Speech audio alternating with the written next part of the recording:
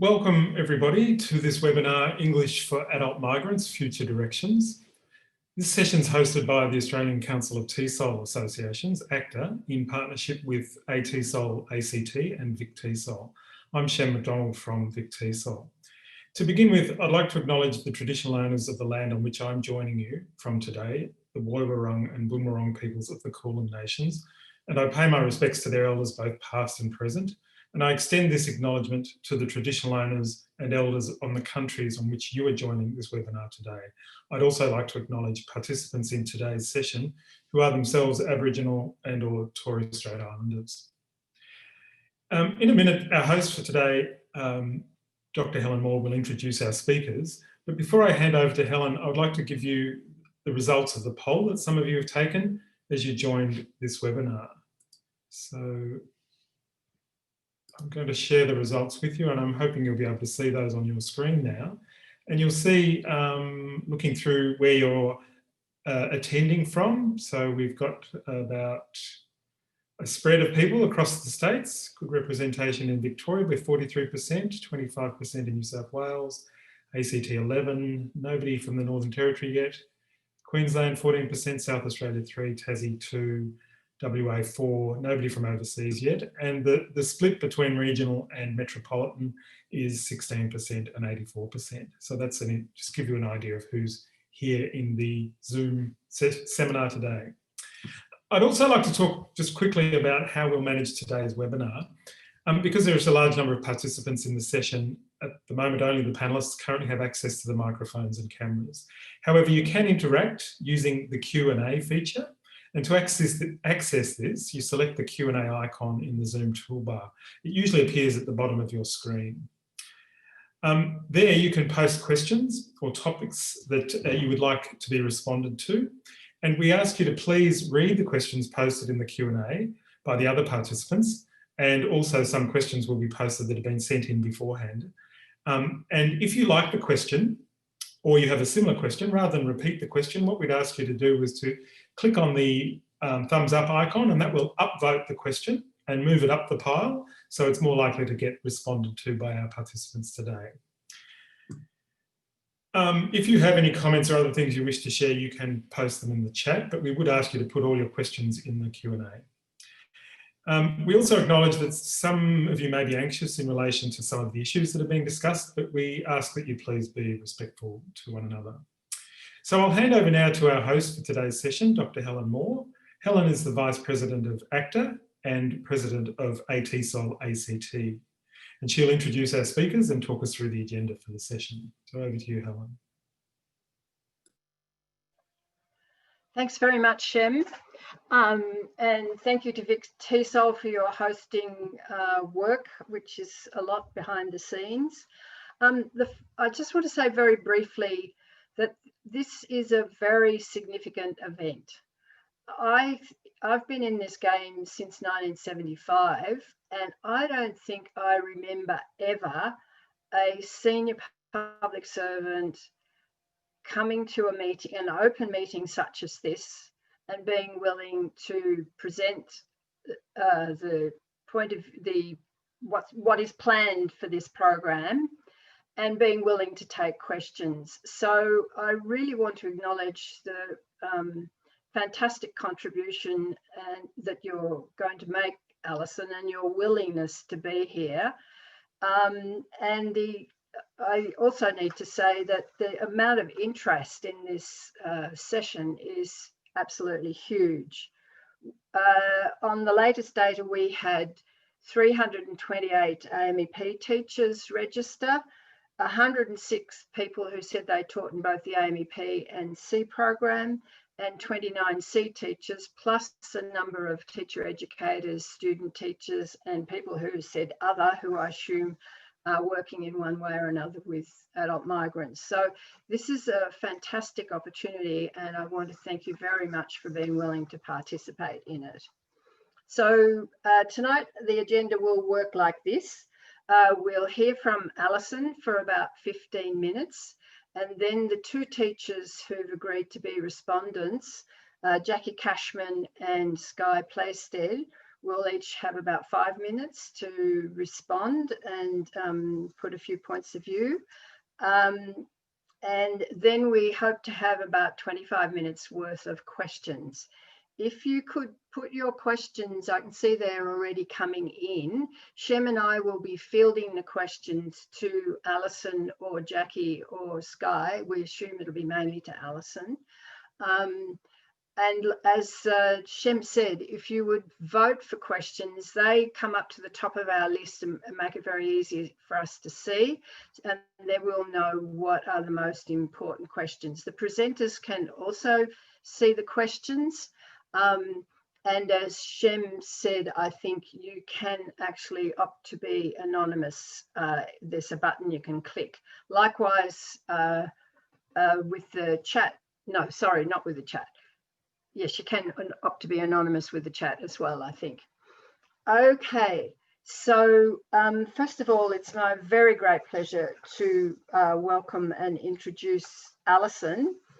Alison has been in the position of the Commonwealth Coordinator General for Migrant Services since late 2019. She has, before that, extensive experience of working across various social policy portfolios at the Commonwealth level, including Deputy Secretary Social Policy in the Department of Prime Minister and Cabinet. Also acting Commonwealth Ombudsman, and she was the head of the Refugee, Humanitarian and International Division in the Department of Immigration and Citizenship. So as Coordinator General for Migrant Services, her role now is to work closely across Commonwealth and state and territory governments to try and eliminate, we could say, silos where they exist, and to bring kind of coherent policy direction across those different areas. So without further ado, I shall hand over to Alison and thank her once again for her contribution.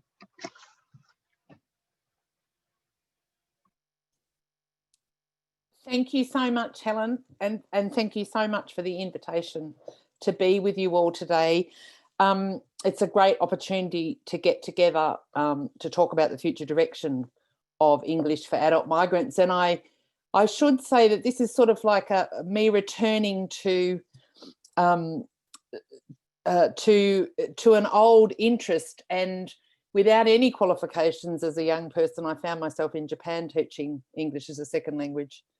And at one point thought that was going to be my career path. So I don't claim any expertise, but the process and the complexity of teaching English to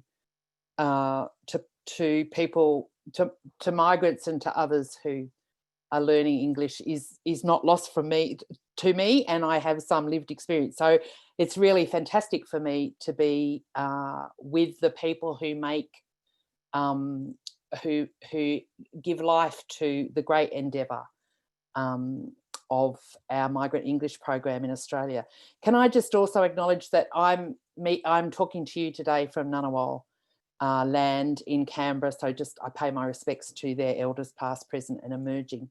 And just add my thanks to the Australian Council for TESOL Associations, Vic TESOL, and the Association of TESOL ACT for inviting me to present today.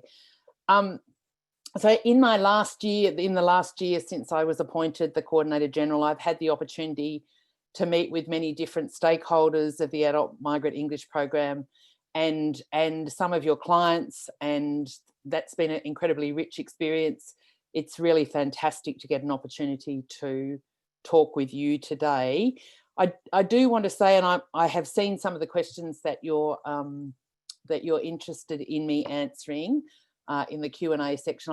I do just need to say that I can talk about the changes that have been announced, but there's some detail which will be the subject of our tender processes that for probity reasons I may not be able to discuss with you. And in that case, what I might ask is that you give me some feedback about what you think is important and what I should understand about that particular issue as we develop the tender materials. So Helen's given you a good sense of my role, and really I am working across sectors and across government to try and drive better settlement outcomes. And the creation of my role was part of the response to the Shergold review into integration, employment and settlement outcomes for refugees and humanitarian entrants in Australia. And that came out in December 2019. And the idea of having a Commonwealth Coordinator General was really to have a centre of gravity to bring together everyone who was thinking about how does Australia continue to do a good job and to continue to improve its performance in relation to settling refugees and other migrants. So I've got a particular focus in my role. The Minister's asked me to focus on improving labour market outcomes for refugees and migrants, so improving employment, improving English language acquisition and overall integration. And while the Shergold report focused just on refugees and humanitarian entrants, my remit is larger and includes all of the people, all of the migrants who need services and intervention to help them integrate well and become a part, to flourish within our community. And of course, and the AMEP is a critical part of that support. So just to give you a bit of an overview of the reforms that have recently been announced. So on the 28th of August this year, Minister Tudge, who's the Acting Minister for Immigration, Citizenship, Migrant Services and Multicultural Affairs, announced a number of reforms to the AMEP to improve English language acquisition outcomes for migrants and humanitarian entrants in Australia. And following this last week, the Immigration Education Amendment Bill, possibly the week before, actually on the 29th of October, the bill to put these changes into effect was introduced into the House of Representatives. And so the proposed changes in the legislation include uncapping the current 510-hour English tuition entitlement, so basically to provide unlimited hours of tuition. Secondly, raising the AMEP eligibility threshold and exit point for the program from functional to vocational English, and removing the time limits on enrolling, commencing and completing AMEP tuition for those who are already in Australia as at the 1st of October this year. So as you will all know better than any of us, this is a most significant reform to the program in many years, and was part of a range of measures the government is implementing to support social cohesion in Australia. So these changes mean that more migrants will be able to access free English tuition for longer and until they reach a vocational level of proficiency. The introduction of these changes follows extensive stakeholder consultations as well as internal reviews and research. The national language of English, or the language that we all speak of English, is an important unifying element of our society, and English skills are vital to enabling the social and economic participation that helps people to successfully settle in the country. When we were doing the internal review and research around these changes, we went back and looked at 1948 when the AMEP was established, and at that time 10% of our Australian population was born overseas. Last year it was 30%, and as our migrant population continues to grow, Australia as a country is becoming increasingly multicultural, and that brings enormous opportunities. We can benefit as a country from the vast range of cultures, languages, skills and networks that are now part of our Australian community. We've seen over that time too a really significant shift in where migrants are coming from into Australia and the languages they speak. So there's been a marked increase over the last 30 years in the number of speakers of languages that are linguistically distant from English, such as Arabic and Mandarin. However, settings for the AMEP haven't really adapted in response to this change. And as all of you will know better than me, research shows that 510 hours is insufficient to reach functional English for the vast majority of AMEP clients who enter the program with very low levels of English. And for these people, it might be 2,000 to 3,000 hours that may be required.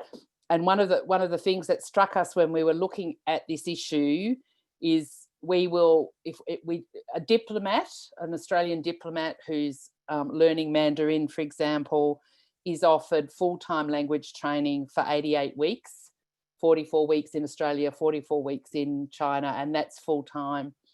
And one who's learning to speak French will be offered 44 weeks of full-time tuition. So both, I mean, I think that really shows that we've been in the things we've been because we have a focus on that 510 hours, in some ways we're sending a message that you should be able to, in that 510 hours, become a functional speaker of English, which is really not feasible or possible. So in uncapping the number of hours, we're trying to recognise that learning a new language is complex, it takes time, and that people will have a different capacity and capability to do that well, and different speeds of learning based on many factors about them, including their age, their prior education, and their first language, the linguistic distance of their first language from English. So we know that not all migrants will learn English at the same rate, so a one-size-fits-all approach is not appropriate. We're also amending the eligibility level to vocational English, so migrants will be able to stay in the program for longer and reach a higher level of proficiency. And really that change is trying to recognise the shift in the employment landscape, in particular in Australia. We've got vastly fewer lower skilled jobs now available than in the post-war period when the AMEP was first introduced. And while functional English may have been sufficient in years past for employment, we now know that even the lower skilled jobs in our economy require higher levels of English to manage the health and safety requirements of Australian workplaces. So the timeframes for enrolment and completion of the AMEP are also being removed for those already in Australia as at the 1st of October this year. And what that's really acknowledging is we know that there's a pool of people in the community who will self-rate their own English as not good, and not being able to speak English well or at all. And we are really hoping to encourage those people to come back into the program to try and strengthen their English. And we also got lots of feedback about the difficulty of managing conflicting priorities in those early years of settlement, particularly for women who might also have significant caring responsibilities at that time. So the time limits will still apply for those who arrive after that date, and will include the current provision for time extensions. And this is intended to continue to help act as an incentive to early engagement for new people coming in. And we know that early engagement is important because English proficiency plays such a central role in integration. And we also know from research that the sooner a migrant engages in tuition, the more likely they are to stay engaged and the better results they're likely to get. Aside from these legislative changes, the Minister has also spoken about embedding a greater level of flexibility in the AMEP in future. And really by that he means he wants to ensure that we do as much as we can to remove the tension between learning English and employment, learning English and caring. So really thinking about what other ways that we can provide learning opportunities to people that remove some of those conflicts. He's also interested in seeing a greater use of EdTech and online training platforms, particularly because of their value in terms of flexibility. And we've certainly seen through COVID-19, a really vast change in the way that you're all teaching. So I'll just go on to talk a bit more about COVID-19. So it's been an incredible thing to watch how well, the settlement sector in general has really changed its operating style to meet the needs of the pandemic. And I think we all understand too that the pandemic has presented particular challenges for those with poor English. And we've also seen, another impact of COVID has been the impact on the labour market. And so for those migrants with poorer quality English, the labour market has just got much more difficult for them to navigate, and it's much more competitive now. So the program and you as teachers have had to transition to teaching online in response to the pandemic, and that happened in March. And I just wanted to acknowledge, along with my colleagues in the department, and applaud the huge effort made by teachers, and especially those teachers in Victoria who were required to work virtually for an even longer period of time. It was a really impressive and very quick transition in response to COVID. And we know that service providers, teachers and students were all challenged by the extent and speed of changes to delivery in response to COVID-19. And despite this, many positives have been reported, such as increased innovative practices, knowledge sharing and delivery flexibility. We did a survey of AMEP students, teachers and providers on their experience with AMEP during COVID, and the survey found that while online learning was difficult for some people, particularly those with low literacy skills, many people appreciated the flexibility it offered, and it worked particularly well for those trying to balance English with caring responsibilities and work. So we had 380 AMEP teachers respond to the survey. 70% reported that employed students benefited from the change delivery, while 56% reported that it suited students with caring duties. The survey results also showed the innovation of teachers. 67% of teachers recognised ways to measure digital literacy, and 56% identified new ways to measure English language progression. So I note that also we got the feedback from teachers that the transition period was difficult and stressful. I just want to acknowledge again, it's been an exhausting year for everyone, and I think some people worked at the front line of service delivery and really had to rethink how they were doing things. So I'd like to acknowledge your innovation, dedication and resourcefulness in transitioning the AMEP to new modes of delivery so quickly and ensuring that students remain engaged. I'd just like to mention a couple of final things and then come back to you, Helen, for responses and questions. As you would know, the department has paused the requirement to conduct progressive assessments against the ACF at 200 hours. This was to allow teachers to concentrate on student engagement and retention at the beginning of the pandemic in March. The progressive assessment is still on pause, and we hope that's had a beneficial impact. We've heard that it has, and that is why we are working with providers to establish interim measures that reduce administrative burden, yet still allow us to report on English language progression. The department is working with providers to correct curriculum assessment data that is available on provider student management systems and mapping it to ACF outcomes to meet our reporting needs. So the progressive assessments will continue to be paused while the department reviews the effectiveness of this new method of measuring English language progression. On quality assurance, at the beginning of the pandemic, when we paused the progressive assessments, we also refocused the direction of our quality assurance role from client file verifications to supporting teachers through targeted training, resource sharing, and adapting the initial assessment kit for online delivery. And our quality assurance provider is now rolling out specific curriculum-specific community of practices targeting different levels. These sessions will support teachers when addressing the challenges associated with, for example, low-level learners.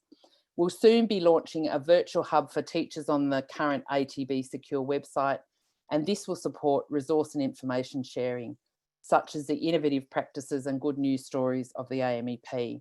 We hope this will be a helpful resource for teachers, and we'll also open this up to both skills for education and employment and foundation skills for your future teachers as well. We've also launched a trial to benchmark digital literacy in the AMEP, which will provide some initial data on this increasingly important skill. I'd also like to touch briefly on the impact that the border closures have had and will continue to have on the AMEP. The department recognises a significant proportion of AMEP enrolments each year are newly arrived migrants, and that the current border closures, which are beyond our control, are problematic for the AMEP. The recently announced reforms, which I've just talked you through, once passed by Parliament, will allow migrants in Australia who are currently ineligible for the program to engage or re-engage with the AMEP. We've pending the changes in legislation, we've taken some immediate action to ensure additional tuition hours can be provided to current students. We've consolidated the funding for 2 AMEP sub-programs, so AMEP Extend and CELPIT have been consolidated to give us more flexibility, so we can provide more tuition hours for people who've exhausted their 510 hour entitlement. And that change will also allow us to continue to support employment-focused training and work experience placements where they are available. And we're working closely with providers to monitor uptake of the program and to get the message out to the community to try to drive new enrolments amongst the cohort of people who are already in Australia. We're also working with a behavioural economics team within the Department of Prime Minister and Cabinet to look at some ways that we might better encourage AMEP student participation, and we are working with service providers to conduct and the Department of Prime Minister and Cabinet to conduct 3 projects which are designed to ensure that people are incentivised to stay in the program. I'm happy to provide a bit more detail on that. Finally, I'd like to tell you we've established an AMEP advisory committee. The department established an advisory committee of experts in language teaching and foundation skills, which includes our host today, Helen Moore, and I'm chairing the committee in my role as Commonwealth Coordinator General for Migrant Services. The committee's role will be to oversee the reform implementation and provide advice and guidance on a range of topics, including curriculum and assessment, teacher qualifications, online learning, and incentivising outcomes to ensure that the program achieves the best possible results for migrants and the broader Australian community. Establishment of the committee was one of the recommendations of an evaluation of the program in August 2019. We are also continuing to work closely with the Department of Education, Skills and Employment, and in particular our Skills for Education and Employment colleagues, to ensure that the programs remain aligned. So can I just close by thanking you all so much for your commitment to the AMEP and for your hard work and dedication to your students whose language and literacy develops with every single class and interaction. And you are truly the core settlement program in the country with a rich history, and you are all playing an absolutely vital role in helping new migrants to the country to integrate and thrive in our Australian community. And thank you again for the opportunity to speak to you all. Thank you very much, Alison.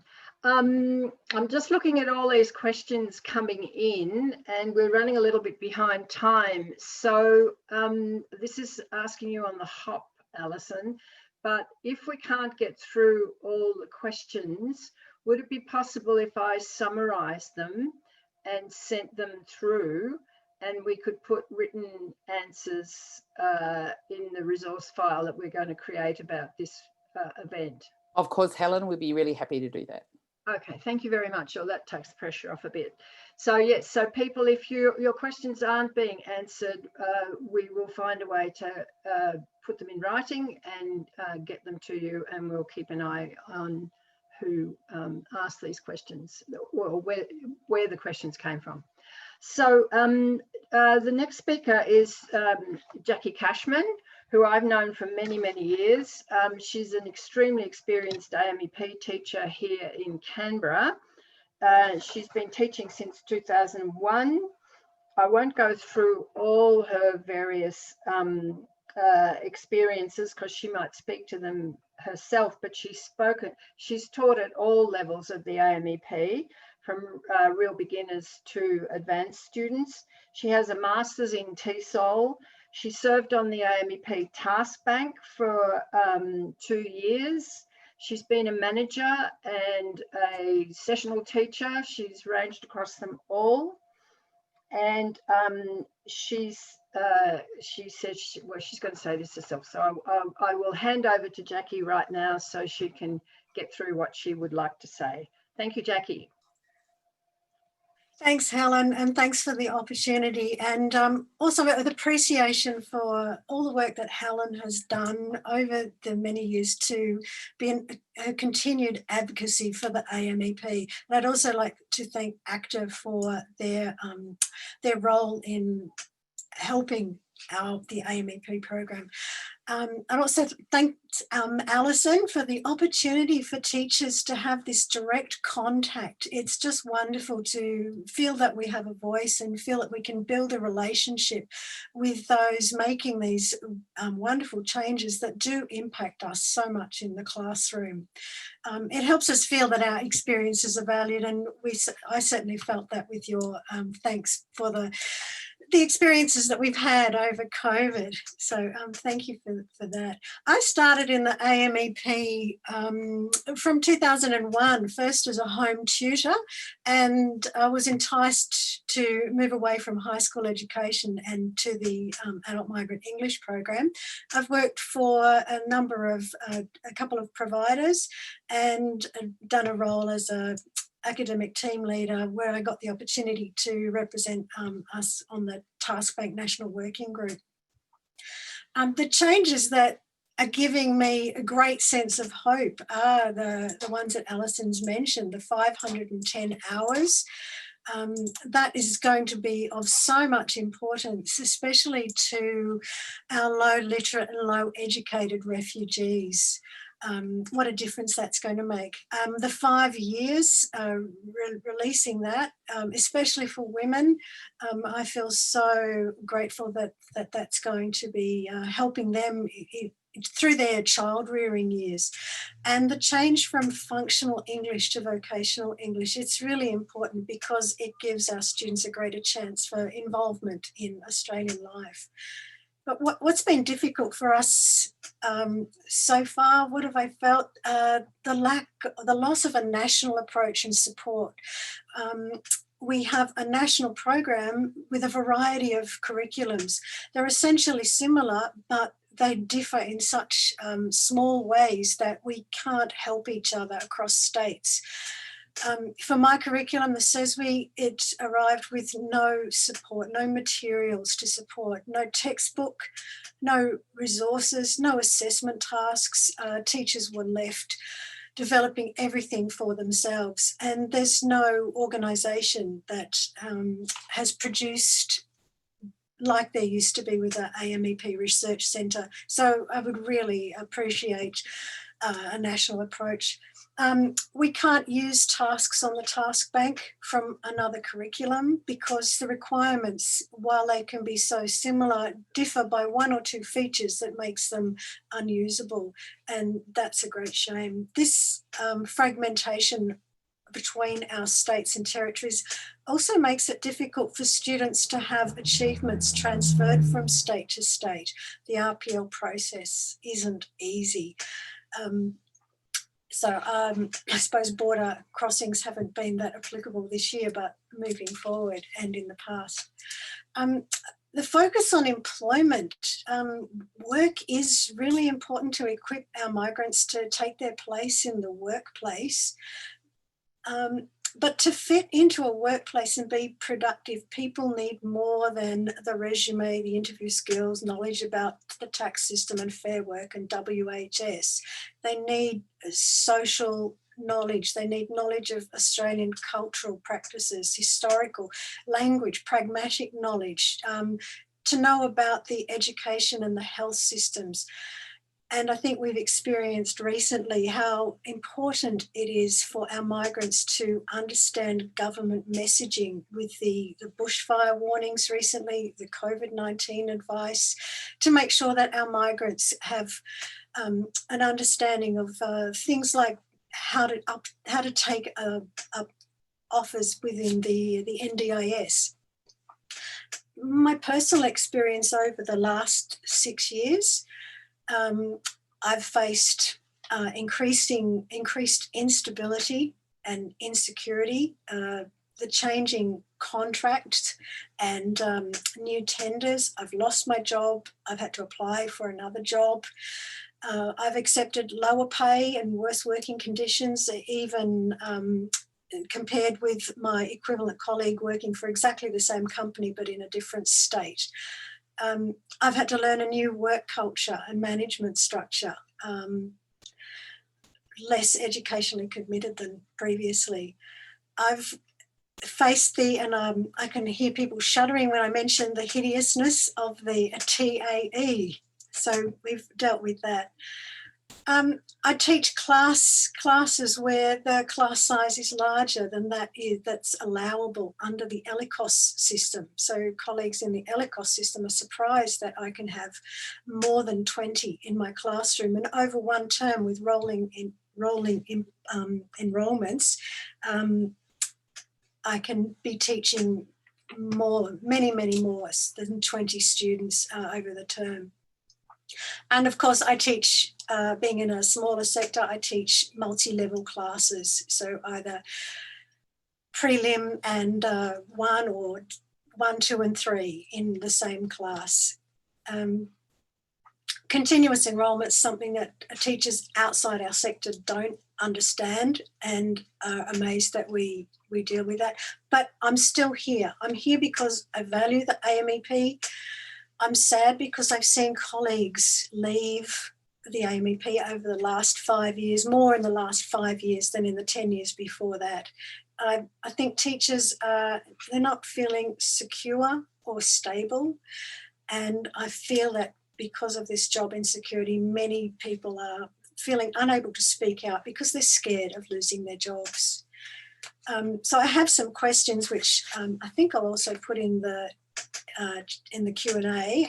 How will a new tender improve the experiences of students by supporting curriculum and assessment that's relevant to their learning and settlement needs? And how will we measure vocational English in the future? So thank you, Alison, for the opportunity, and thank you, ACTA, for the opportunity to speak.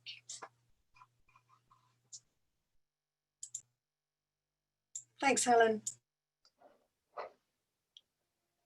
Thanks very much, Jackie. I think that was a very cogent summary of some key issues. Now I'd like to introduce Skye Playstead from Queensland. Skye is now based in Brisbane and is a PhD candidate at the University of Wollongong. She's taught for the last 25 years and she was previously in Toowoomba. She taught in both primary high schools and the AMEP and has been in a university, taught in a university academic program as well. She's currently researching teacher professional learning with a focus on pronunciation, which is really rather a good topic. I think Shem might be interested in that one too. She's presented regularly in PD sessions and she's also published. So I'll hand over to Skye and let her. Thanks so much, Helen, and thanks. I just want to echo the thanks to Alison and the DHA, ACTA, Vic TESOL. That's really a remarkable night, I think. So I can see that we've got a lot of questions and time's running short. I won't talk so much about myself. I will talk a little about Toowoomba, which is a regional centre in Queensland, has a very high Yazidi population of learners, which are the folk from Iraq and Syria who have come into Australia in recent years. So there's a high proportion of very emergent learners of English there. And I think some very high class numbers. It was quite a significant influx of students in a specific period of time for the last few years. So it did certainly highlight some of the intensity within AMEP, I think, for teachers there, with many of the issues that are already being raised here in the questions.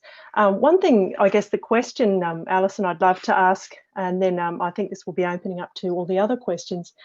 Looking at the current reports, there were recommendations, as you mentioned, with Minister Tudge's report, and talks about flexibility in our delivery and a delivery of a place-based approach to delivery of English language teaching. That was mentioned in the report, the Putting Language in Place report that came out recently. So it's obviously a real focus for our government and for our program, and obviously for our teachers to allow flexibility. We can see questions there about childcare, the mothers and women who aren't able to access learning without the flexibility that they need to do so.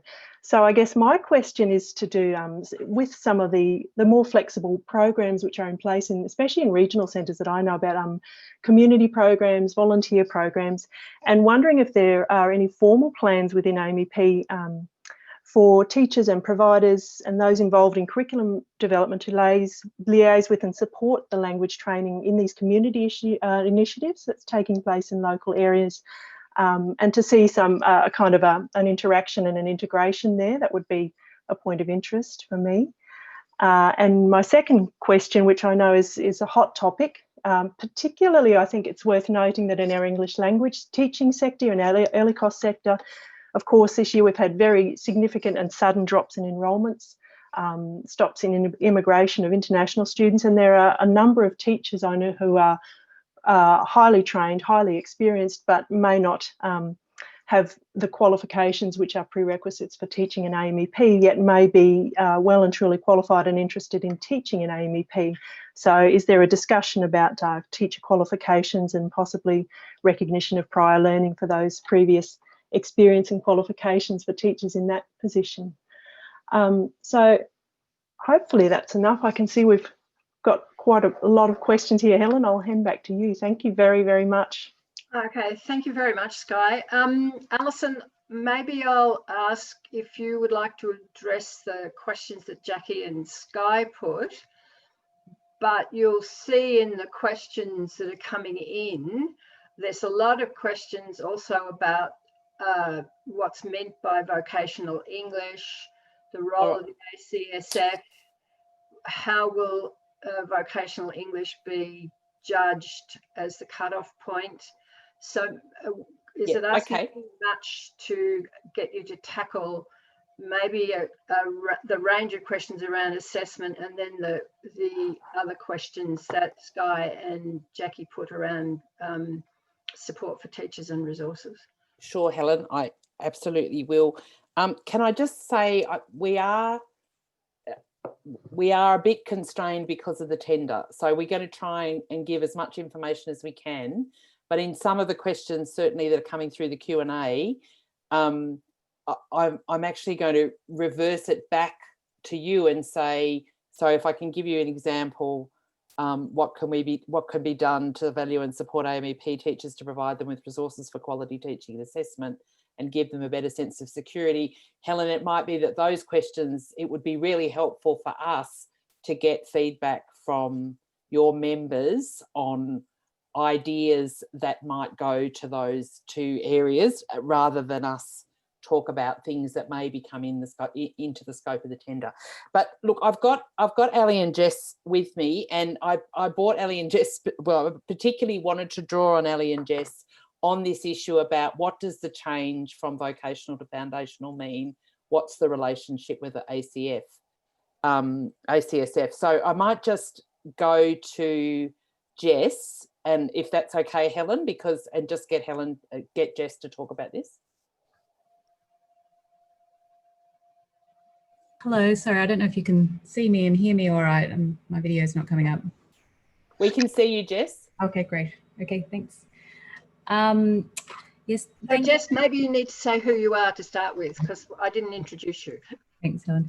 My name is Jess Del Rio. I'm the Assistant Secretary responsible for settlement and AMEP programs. And I just want to say thank you very much for the opportunity to participate in this forum. It's been really interesting and great to see the questions and the comments coming through. On the question around assessment and what it means to be changing the focus from functional to vocational English. So as everyone knows, the legislation and the focus of the program at the moment is really on functional English. However, the cap on hours has limited the ability to get students to functional English.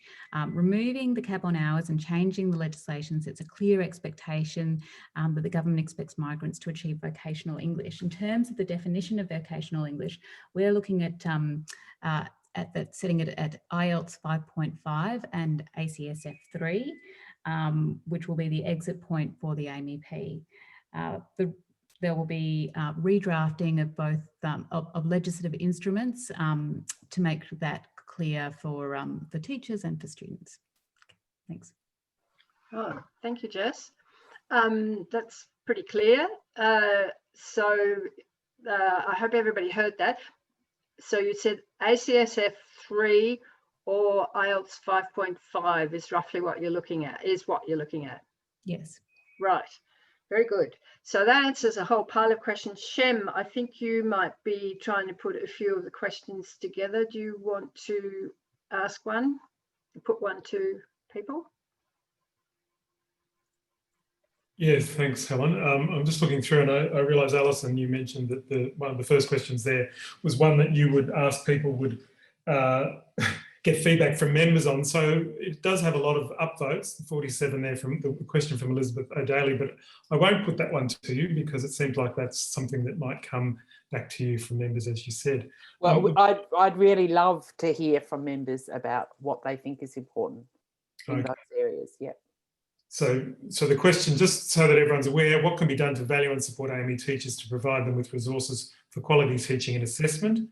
And what can give them a better sense of security so that they can focus on performing at their best rather than feeling constantly threatened by losing their job and waiting for the next disruption? So perhaps if people here today want to give feedback on that question, that can be part of the ongoing discussion, or do we have another way of capturing that? So sorry to cut across you, Shem, but I think maybe that's an idea for us to run another forum on. Where we could really just focus on that and maybe somehow or other, I mean, with 500 people, it's really hard, but have something where a lot of people put forward ideas and Alison and Jess and Ali could hear more. And I would also suggest if you want to give ideas tonight, you can put them in the chat and we'll be saving the chat and we can pass them on from there as well. So I'll move on to another question. A bit further down, one that a couple of people have asked, curriculum. My question is about resources. In the past, AMEP produced great national resources, and this person said they were privileged to be able to play a part in creating some of them. Is it likely that a new national resources productions are on the agenda? So we are, so what I can say without, I think, getting into probity issues is we're really very conscious of this issue. We've had that feedback and we really understand that there's a sense that there used to be more sharing of resources, more national resources that were available to teachers. It's one of the things that we're conscious of and that we will be focusing on as an issue as we go forward. As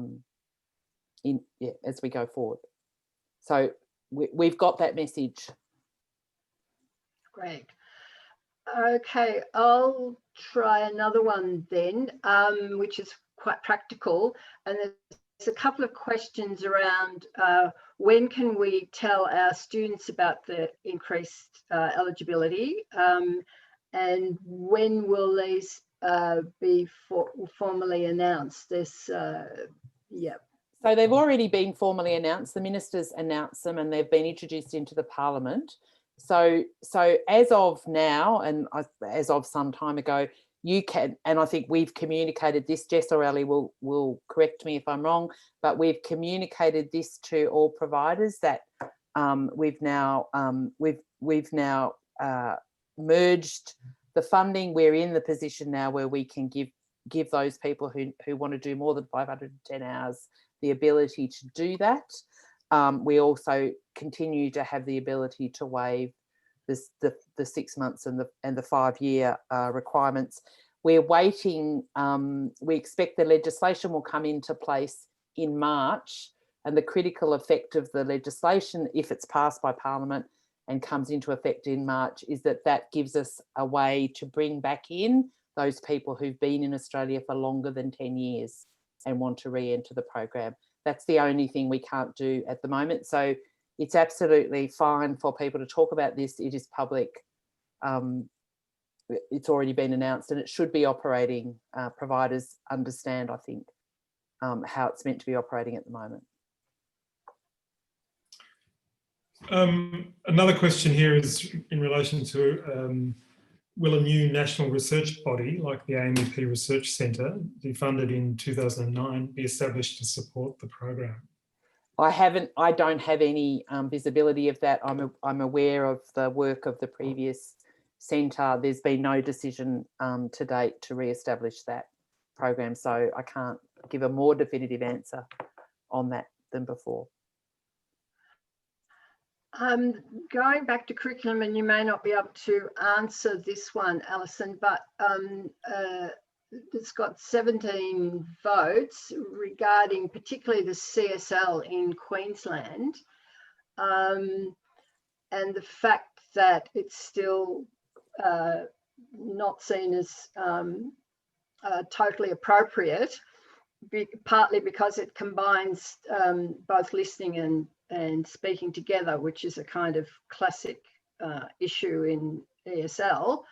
But the question is, could we have a time frame for development or adoption of an appropriate national curriculum? Now, I know you won't be able to answer that exactly, but I think what I can say, Helen, is we know we've heard this feedback too about having more than one curriculum, and we know there's a debate about the value of national curriculum and strengths and weaknesses of the various curriculum that are being used. I'm not going to be able to give you a time frame. We would hope to have made some decisions around the curriculum as part of the tender process. So we would hope to get this clear before we go to tender. It is an issue that we're discussing with our expert advisory group. So they are giving us advice on this. But again, I can't give any more detail on that, because that is something that will become part of what we go to the market on. But again, we've heard a lot of the discussion from the sector about this issue, and we are working on it and thinking about it carefully. So I guess, I mean, one of the things you've more or less said, that is that the decision will be made in time for calling for the next tenders. So I think we've got we've got a number of possibilities, and I think I guess what I'm trying to say is by the time we go to tender, it will be clear which one of those possibilities we've come down on. In the meantime, we are actively considering the range of issues around the benefits or not of having a national curriculum, and some of the issues around the relationship between the curriculum and the ACF. So we are looking at that at the moment. Right, thank you. Shem, do you want to? Yeah, this next question, Alison, asks, how will the increase in hours and English level affect the C program? Jess, I'm just going to ask Jess to answer that, because Jess is the better expert than me on the C program.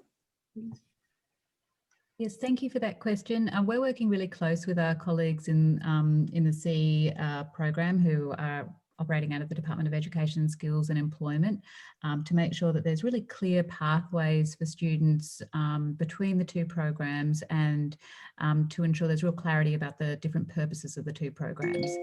We expect to be providing additional information to both C and AMEP providers on this shortly. Thanks. Thank you. Okay, we're getting very close to the time. Have you got any question there, Shem, you'd like to pitch? And I think we might make that the last one. Sorry to put you on the spot. There's so many good questions. It's hard to sort of group them together. I'll go for one towards the top because lots of people have voted. Where are we? There was one about childcare, which I think Sky touched on. Will there be childcare for all those who will access the AMEP with the doing away of the 510 hours? No, okay, good one. Yes, or Ali, would one of you like to take that? Sorry, I should say one of you, not two of you at the same time. I'll take that one. It's Jess. Look, I think that having childcare in the AMEP is a really fundamentally important part of the program, and it addresses accessibility issues for parents, particularly women. Certainly the intention is to continue to provide childcare to allow that accessibility to continue in the future. Okay, thank you, Jess. I think if we're going to stick to our time, we probably need to close this down. Now, as has been agreed, and as I've said, we've got a record of all the chat and we've got a record of all the questions. And so I will spend some time trying to sort of summarise it around and send that to Alison, Jess and Ali, and get some answers back. I think we'll probably put the answers in the resource file together with the recording. That's probably the most logical place. So I think I need to bring this now to a close. First of all, just a few bits of housekeeping along with what I've just saying. You will get an email telling you how to access the recording of tonight, and also Carly will put up, I think she'll do it almost immediately if it's not already there, a link to an evaluation survey with SurveyMonkey, and we would really love it if you could go onto SurveyMonkey and complete that evaluation. It makes it, it gives us directions for thinking about the future. And I'm sure Alison and the team would really like to know how you feel as a result of this session. Maybe even it's not the last one. I'm not going to land that on Alison, but I think the level of interest is just so great. It would be lovely to try and do this again in one way or another. Very happy to come again. We're very happy to come again, Helen. Oh, brilliant. Okay, that's a promise. You're going to be taken up. Yes, you'll get information about here. It's already on the in the chat box how to access the recording, and I think probably in the chat box you'll see a link also to the survey. So it just remains to me to thank Alison once again. Thank you for being present, but also thank you for being more than present, for being. I hope you don't mind me saying this, but you come across very authentically. You sound like you mean what you say, and that really is great for people to hear. So thank you so much, Alison, for making yourself available and for the way that you have made yourself available. I want to thank Jess and Ali as well, because I know they've done a lot of work behind the scenes, and the rest of the DHA team, AMEP team. I've had quite a lot of interaction with you guys over the last 12 months, and it's been excellent. And I think it's what's led us to this forum and the openness that we can now experience. I want to thank Jackie and Sky for being present and bringing a teacher authentic perspective to the forum. I want to thank everybody who's come along and posted questions and chat. We'll be in touch with you more. And I want to thank Vic Teasole, and nobody's seen Carly's face, but you've seen her in the chat box. She is the dynamo behind all of this, and she's absolutely brilliant to work with. And thank you to Vic Teasole and Shem for hosting this and making this possible. So I think that's about it. I think we're all signing off. Thank you very much, everybody. Thanks, Helen. Thanks, everyone. Bye. Thank you. Thank you.